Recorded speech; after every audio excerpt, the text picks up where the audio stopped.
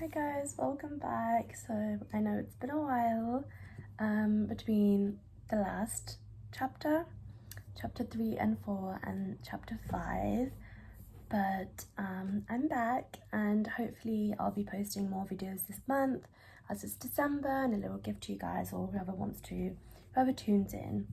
But yeah, let's get into chapter 5. I've got my little Halloween mug with a little ghost. I thought it was fitting because we're reading a murder mystery.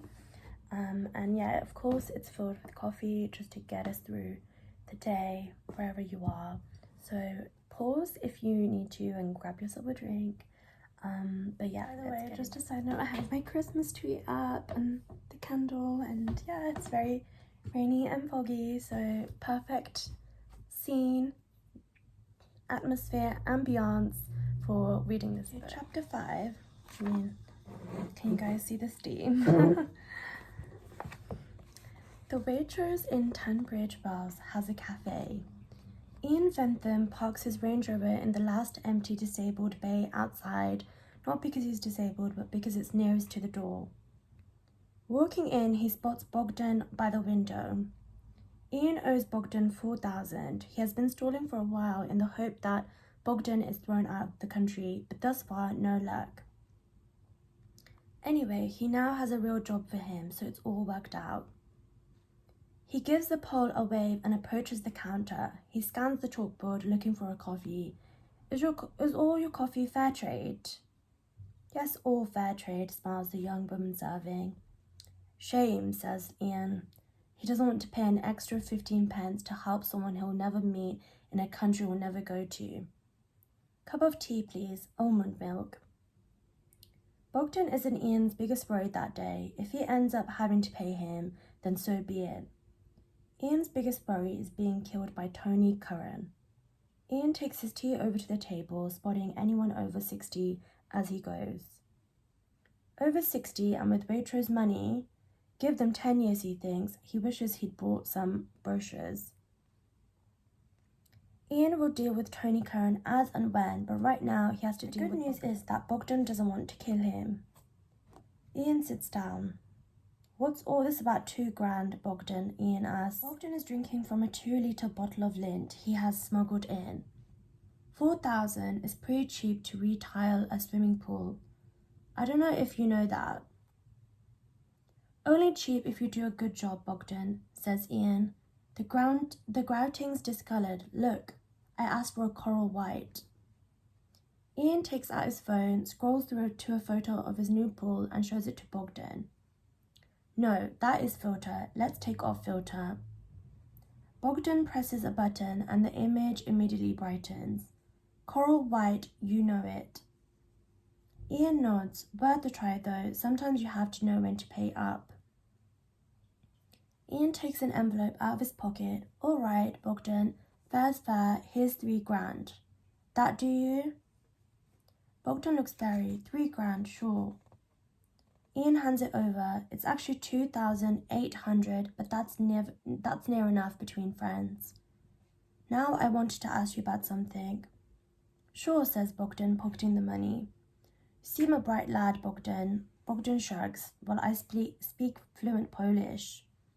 Whenever I ask you to do something, it gets done, and it gets done pretty well and pretty cheap, says Ian. Thank you, says Bogdan. So I'm just wondering, you ready for something bigger, you think? Sure, says Bogdan. A lot bigger though, says Ian. Sure, says Bogdan. Big is the same as small. There's just more of it. Good lad, says Ian, and drains the last of his tea. I'm on my way to fire Tony Curran, and I need someone to step up and take his place. You fancy that? Bogdan gives a low whistle. Too much for you, asks Ian.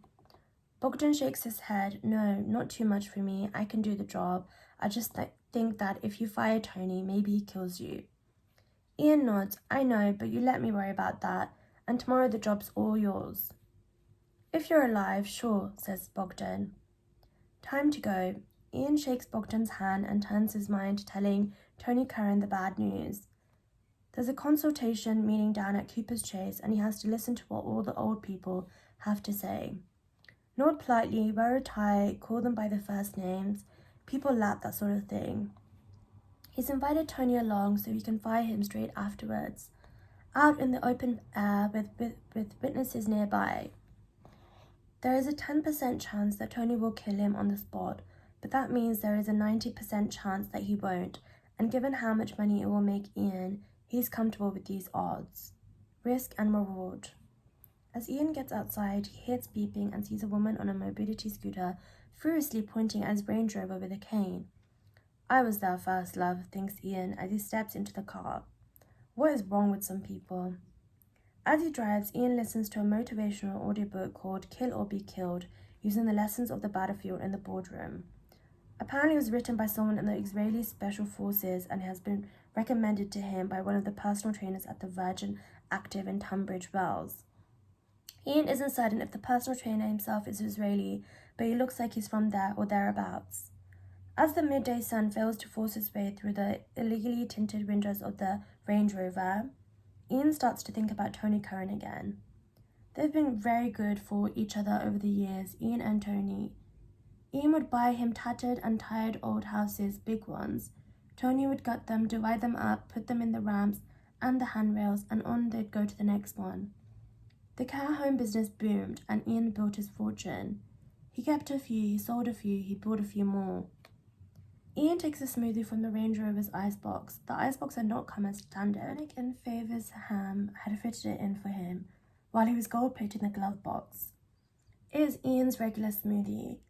A punnet of raspberries, a fistful of spinach, Icelandic yogurt, finished if they were out of Icelandic, spirulina, wheatgrass, acerola cherry powder, chlorella, kelp, acai extract, cocoa nibs, zinc, beetroot essence, chia seeds, mango zest, and ginger. It is his own invention and he calls it Keep It Simple. He checks his watch about 10 minutes until he gets to Cooper's Chase. Get the meeting done, then break the news to Tony. This morning he had googled Stop Proof Fest, but the same day delivery option had been unavailable. Amazon Prime? They must think he's a mug. He's sure it will be fine though, and great news that Bogdan's on board to take over. A seamless transition, and cheaper of course, which is the whole point. Ian had worked out very early on that he needed to take his business up market if he wanted to make real money. The worst thing was when clients died. There was admin, rooms left earning nothing as new clients were found, and worst of all, you'd have to deal with the families. Now the richer a client was, by and large, the longer they would live. Also, the richer they were, the less often their family would visit, as they tended to live in London or New York or San Diego. So Ian moved upmarket, transforming his company, Autumn Sunset Care Homes, into home-from-home independent living, concentrating on fewer, bigger properties. Tony Curran hadn't blinked an eye. What Tony didn't know, he would quickly learn, and no bedroom, electronic keycard, or communal barbecue pit could faze him. It seemed a shame to let him go really, but there it was. Ian passes the wooden bus stop on his right and turns into the entrance to Cooper's Chase. As so often, he follows a delivery van over the cattle grid and is stuck behind it all the way up to the long drive. Taking in the view on the way, he shakes his head. So many llamas. You live and learn. Ian parks up and makes sure his parking permit is correctly and prominently displayed on the left side of his windscreen, with permit numbers and expiration date clearly showing. Ian has been in all sorts of scrapes with all sorts of authorities over the year, and the only two that have ever truly frightened him are the Russian Import Tax Investigation Authority and the Cooper's Chase Parking Committee. Worth it though, wherever money had made before, Cooper's Chase had been in another league entirely. Ian and Tony both knew it, a waterfall of money, which of course was the source of today's problem. Cooper's Chase, 12 acres of beautiful countryside with permission to build up to 400 retirement flats. Nothing there but an empty convent and someone's sheep up on the hill. An old friend of his had bought the land off a priest a few years before, then suddenly needed some quick cash to fight off extradition proceedings due to a misunderstanding. Ian did the sums and realized this was a leap worth taking, but Tony had done the sums too and decided to make a leap of his own, which was why Tony Curran now owned 25% of everything that he built at Cooper's Chase. Ian had felt compelled to agree to the terms because Tony had never been anything but loyal to him, and also because Tony had made it clear he would break both of Ian's arms if he refused. Ian had seen Tony break people's arms before, and so they were now partners. Not for long though, surely Tony knew it couldn't last. Anyone can build a luxury apartment really, strip to the waist, listen to Magic FM, dig out some foundations, or shout at a bricklayer. Easy work, but not everyone has the vision to oversee someone building luxury apartments. With a new development about to start, what better way for Tony to learn his true value? Ian Bentham feels emboldened. Kill or be killed. Ian gets out the car, and as he blinks into the sudden glare of the sun, he just catches the aftertaste of beetroot essence that was one of the key obstacles to him launching Keep It Simple as a commercial proposition. He could leave the beetroot essence out, but it was essential to pancreatic health. Sunglasses on, and so to business. Ian is not planning on dying. End of chapter 5. I hope you guys enjoyed it. So yeah, write down in the comments what you thought of that chapter. I thought there was kind of a cliffhanger when it was left on, and hopefully I'll be reading the next chapter soon and uploading it soon. But yeah, I hope you guys enjoyed that, and I'll see you in chapter 6. Bye.